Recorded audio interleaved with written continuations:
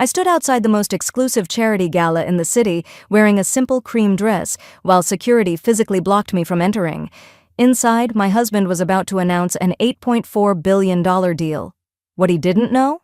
I owned the company he was trying to acquire. What I didn't know? His family had planned my humiliation down to every cruel detail. By the end of that night, 500 elite guests would witness the most shocking revelation of their lives.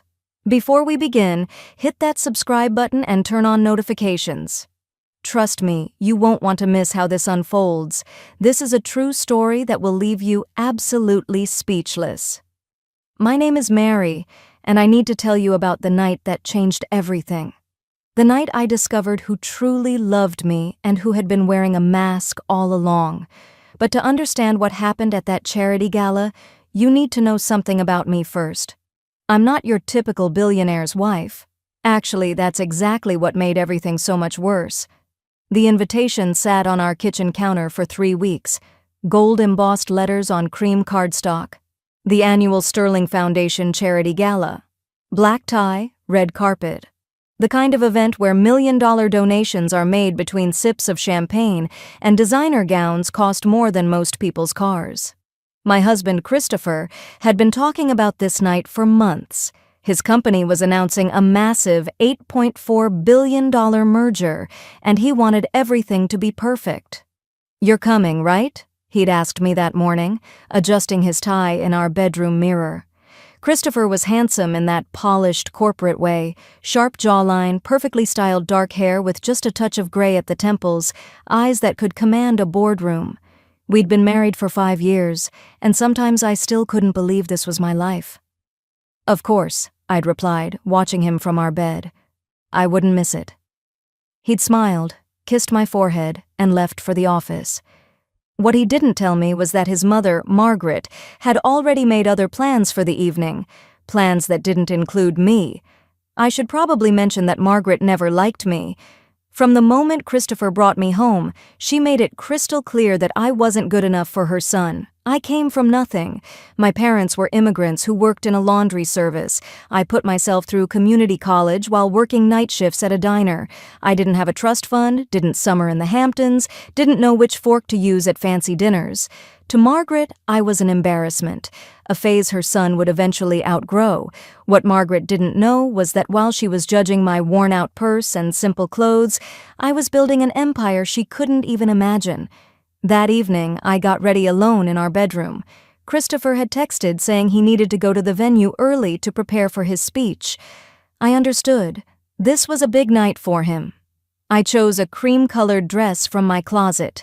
Nothing fancy, but it was elegant and made me feel beautiful. I paired it with the simple pearl necklace my mother had given me before she passed away. Looking in the mirror, I felt good, confident, ready to support my husband. The car service dropped me off at the Grand Lux Hotel at exactly 7 p.m. The red carpet stretched from the curb to the massive glass doors, lined with photographers and cameramen. Luxury cars pulled up one after another, depositing guests in glittering gowns and expensive tuxedos. I watched a woman step out of a Rolls-Royce, wearing a dress that probably cost $50,000, her neck dripping with diamonds that caught every flash of light. I took a deep breath and stepped onto the red carpet. The first sign that something was wrong came immediately.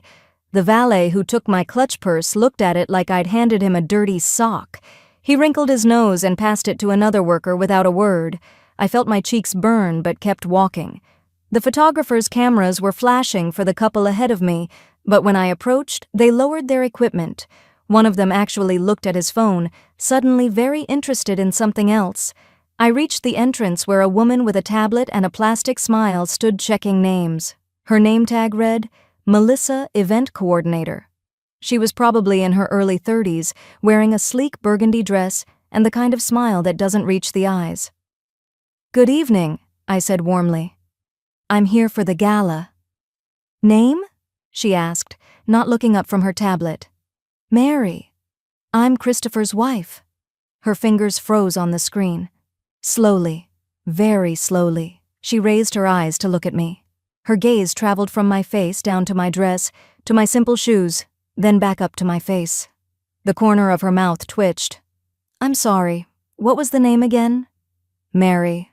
My husband is Christopher. He's speaking tonight about the merger. She scrolled through her tablet with exaggerated thoroughness. I don't see a Mary on the guest list. My stomach tightened slightly, but I kept my smile in place.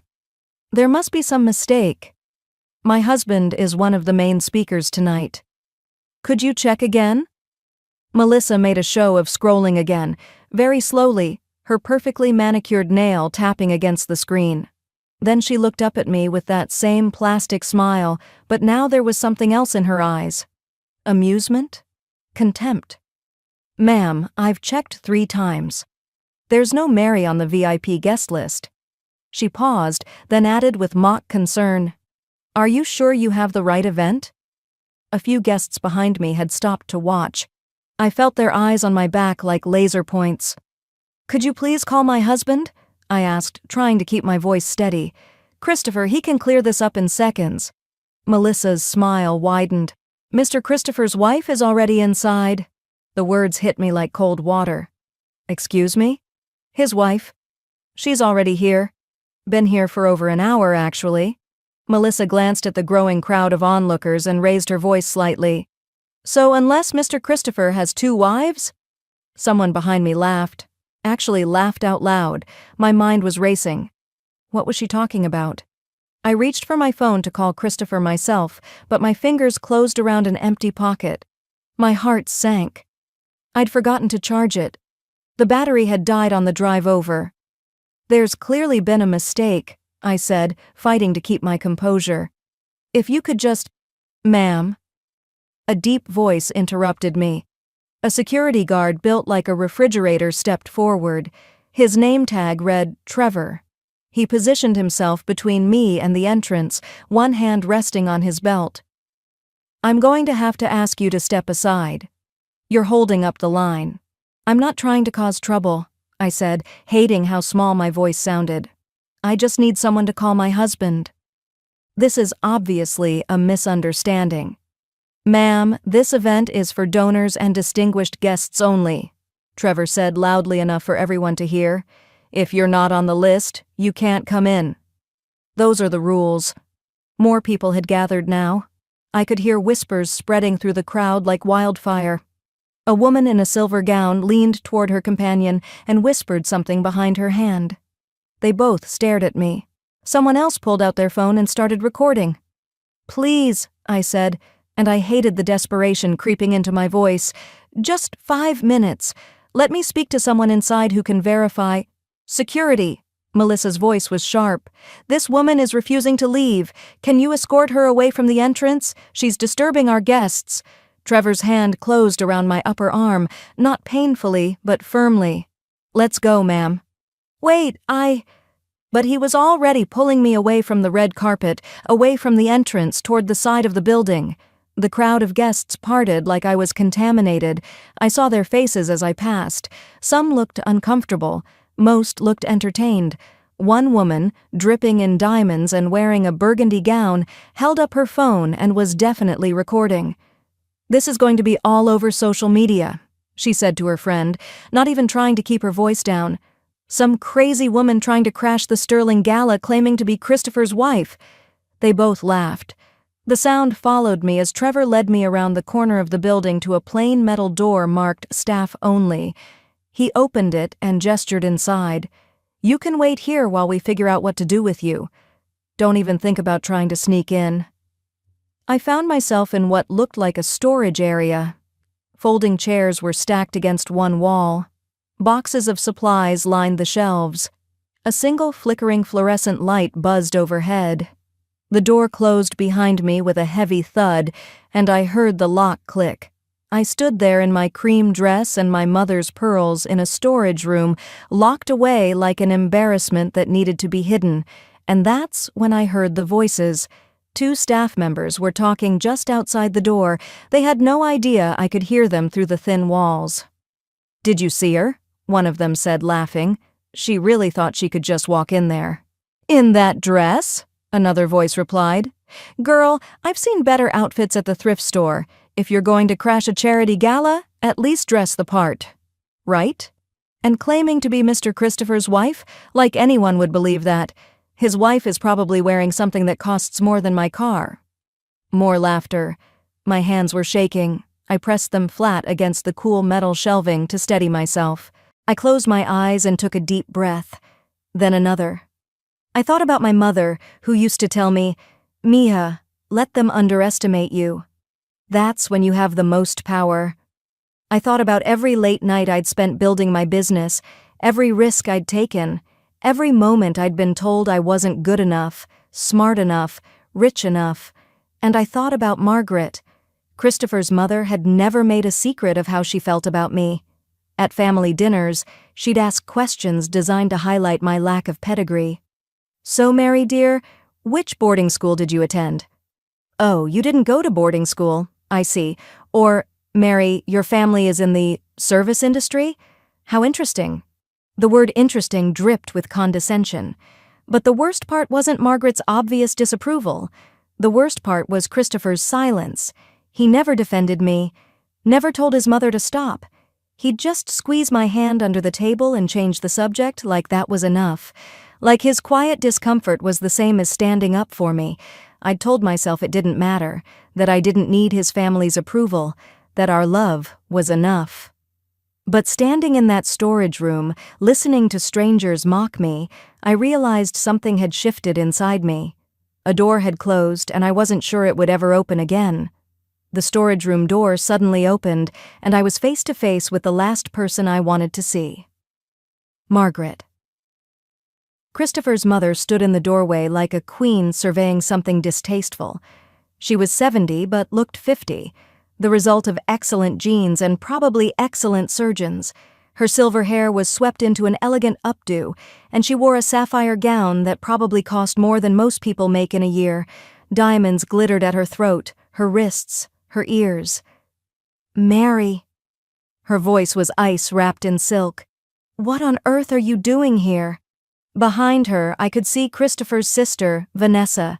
She was 32, beautiful in that cold, calculated way, wearing a white gown that hugged every curve. She looked at me with barely disguised glee. "Margaret," I said, trying to keep my voice level, "there's been some kind of mistake. I'm not on the guest list, and they won't let me in.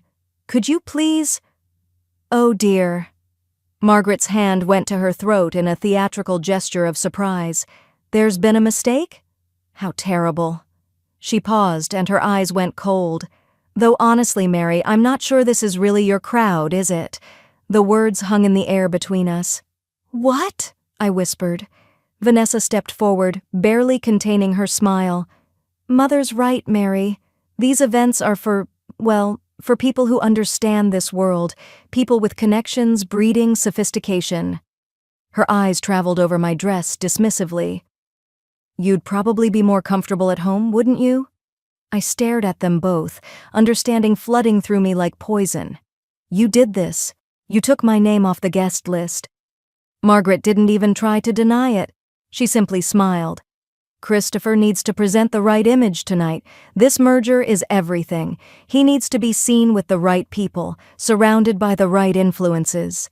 She leaned closer, and her voice dropped to a whisper only I could hear. "He needs to be reminded of what his life could be like without complications."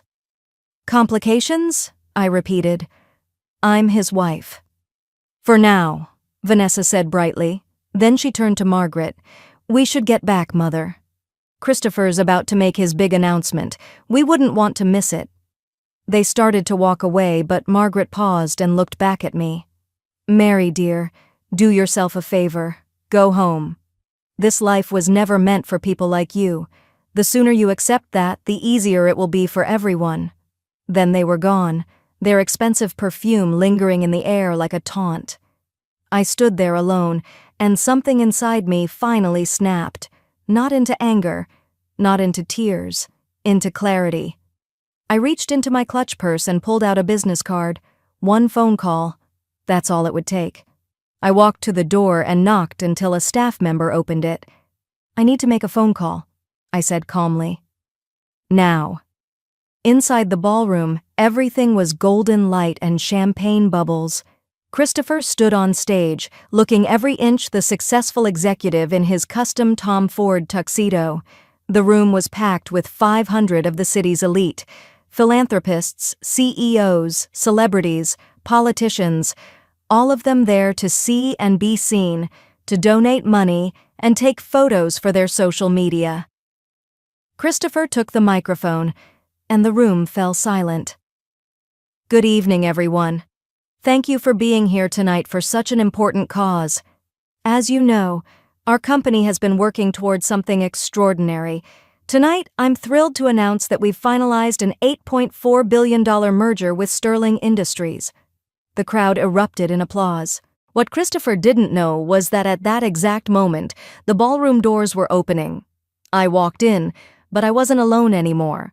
On my right was my attorney, Mr. Peterson, a man who'd handled billion-dollar deals for 30 years. On my left was Jennifer, my CFO.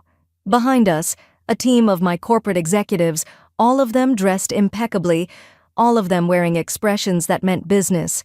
The photographers who'd ignored me an hour ago suddenly couldn't take pictures fast enough. Camera flashes exploded like lightning. The crowd turned as one, a wave of confused faces trying to understand what was happening. I walked down the center aisle, my simple cream dress suddenly feeling like armor.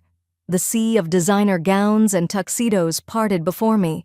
I could see Melissa near the entrance, her face going pale. Trevor, the security guard, looked like he might be sick. On stage, Christopher had stopped mid-sentence. He was staring at me with complete confusion. Next to the stage, Margaret and Vanessa stood frozen, their faces white as their champagne. Mr. Peterson stepped forward and took a microphone from one of the stunned waiters. "Ladies and gentlemen!" His voice boomed through the ballroom. "I apologize for the interruption, but there's been a significant misunderstanding tonight that needs to be corrected."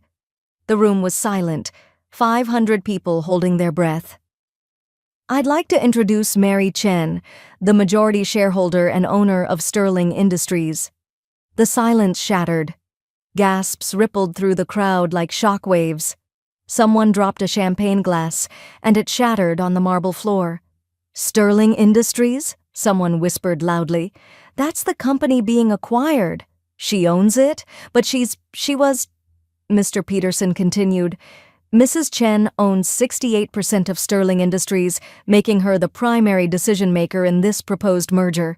She built the company from the ground up over the past 15 years, operating under her maiden name to maintain privacy."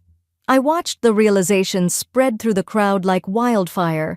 The woman in the burgundy gown who'd filmed me earlier looked like she wanted to disappear into the floor. Melissa had her hand over her mouth. Trevor had actually backed up several steps. But I was only looking at 3 people. Christopher's face had gone through shock, confusion, and was now settling into something like horror. He was starting to understand. Vanessa looked like she might cry, her perfect makeup starting to run as panic set in. And Margaret. Oh, Margaret looked like she'd been turned to stone, her diamonds suddenly seeming like cheap glass under the chandeliers. I walked up the steps to the stage. Christopher stepped back, giving me space, his mouth opening and closing without words. I took the microphone. "Thank you all for coming tonight," I said, my voice steady and clear. "I need to address what happened this evening because it says something important about the culture we've allowed to flourish in our companies and our society." The room was so quiet you could hear the ice melting in glasses. An hour ago, I was denied entry to this gala. I was humiliated in front of dozens of people. I was mocked, recorded, and physically removed because I didn't look wealthy enough, important enough, connected enough. I paused. The event coordinator, security team, and several guests decided that my simple dress and modest jewelry meant I didn't belong here. Uncomfortable shifting rippled through the crowd. People who'd laughed earlier couldn't meet my eyes. But here's what they didn't know. Here's what my own mother-in-law and sister-in-law didn't know when they orchestrated my removal from tonight's guest list. I looked directly at Margaret. "I've been documenting everything." On the massive screens behind me, video footage began to play. My assistant had been planted as a staff member, and she'd captured everything. Melissa's sneering dismissal, Trevor's rough handling, the guests laughing and recording, and then, most damning of all, the footage of Margaret and Vanessa in the storage area, their cruel words played back for everyone to hear.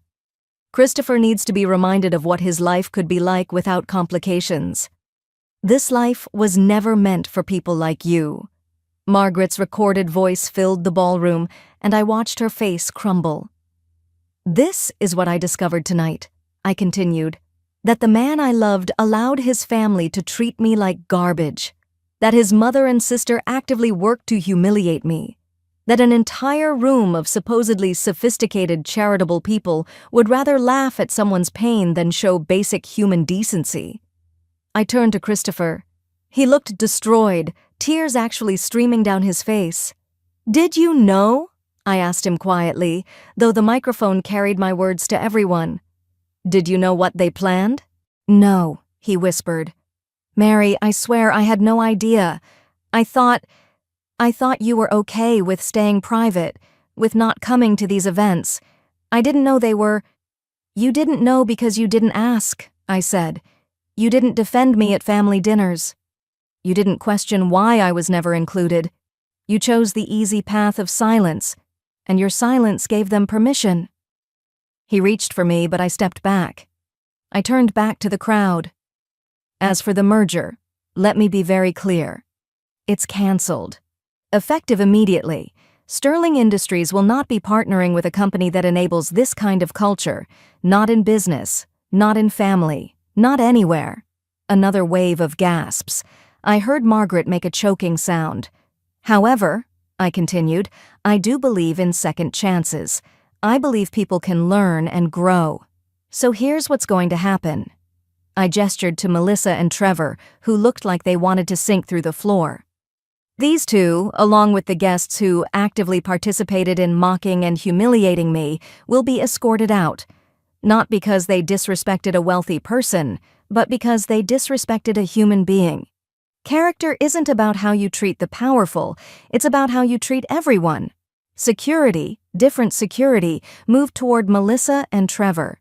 The woman in burgundy who'd filmed me tried to slip toward the exit, but I called her out by name. "Catherine, you can leave too. And Catherine, that video you took of me, it's already viral. Except now everyone knows the full story. I hope the likes were worth it." Catherine's face flushed bright red as security escorted her out. I looked at Margaret and Vanessa. "As for you two, you're no longer welcome in any business associated with Sterling Industries. That includes several charities you've been using for social climbing. Your membership on those boards? Revoked. Your access to your son's company? Gone. You wanted to teach me about consequences? Consider this your lesson." Vanessa actually started crying, mascara running down her face. Margaret stood rigid, her mouth a thin line, her entire social empire crumbling around her in real time. "Christopher," I said, turning to my husband one final time, "we need to talk. Privately. You have a choice to make about who you are and what kind of man you want to be, but that conversation happens away from here." I handed the microphone back to Mr. Peterson and walked off the stage. The crowd parted again, but this time the looks on their faces were different. Shock, yes, but also something like respect, something like fear. As I walked toward the exit, I heard whispers following me. She built Sterling Industries? $8.4 billion, and she showed up in a simple dress? Did you see Margaret's face? Those people were so cruel to her. I pushed through the doors and breathed the cool night air. Christopher ran after me. "Mary, please, please wait." I turned to face him, my husband, the man I'd loved for 7 years, the man who'd never quite found the courage to fully stand beside me. "Did you love me?" I asked quietly. "Or did you love the idea of a wife who wouldn't challenge your mother, who'd stay in the background, who wouldn't outshine you?" "I love you," he said desperately. "Mary, I love you so much. I'm so sorry. I didn't see what they were doing. You didn't want to see," I corrected, "because seeing would have required you to make hard choices, to set boundaries, to stand up to your mother and lose her approval." "I'll do it now," he said, grabbing my hands. "I'll cut them off. I'll choose you. Please, Mary. Please give me another chance." I looked at his face, saw the genuine anguish there, and felt something crack inside my chest.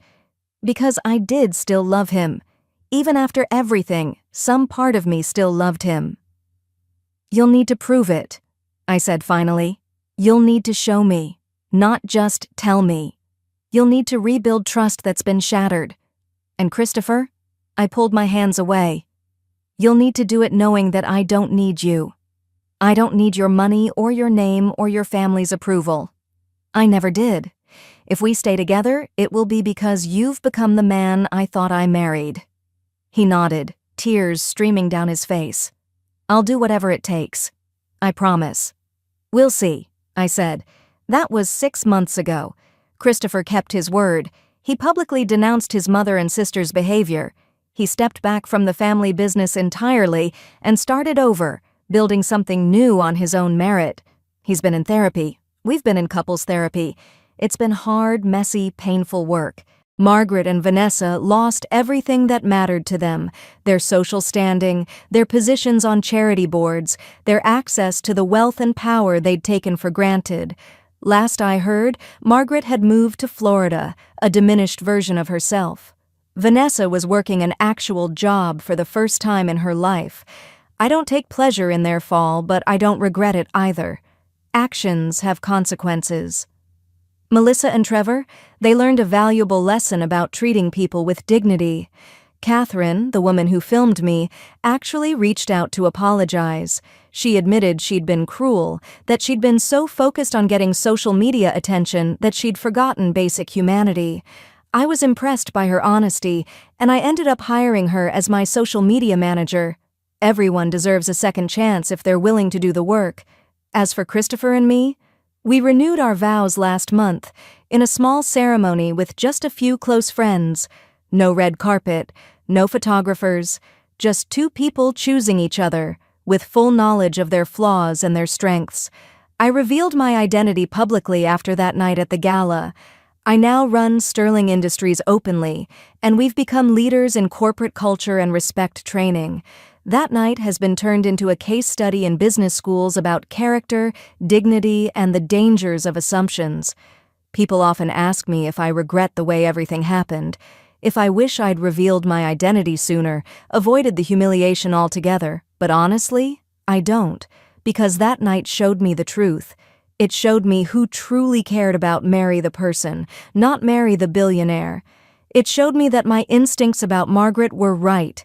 It showed me that Christopher had work to do, and it gave him the chance to do it. Most importantly, it taught me something I already knew but had forgotten. True power doesn't need to announce itself. True worth doesn't need expensive packaging. And true character shows up most clearly when someone thinks you have nothing to offer them. I learned that the hard way in a storage room at a charity gala, wearing a simple cream dress and my mother's pearls. And you know what? I'd wear that same dress again tomorrow, because it represents something important, the reminder that I'm not valuable because of what I own. I'm valuable because of who I am.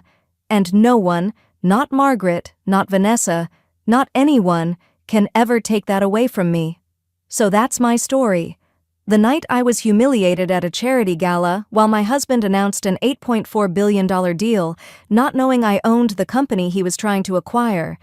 The night I learned who my real family was and who had been pretending all along. If this story resonated with you, please hit that like button. Subscribe to this channel because I share real stories about justice, karma, and standing up for yourself. And here's a question for you. Comment below and let me know, would you have forgiven Christopher? Would you have given him a second chance? I really want to know what you think. Remember, never let anyone make you feel small. Your worth isn't determined by your clothes, your car, or your connections. It's determined by your character, your integrity, and how you treat people when you think no one is watching. Next time, I'll share the story of a janitor who inherited a company and fired the CEO on his first day.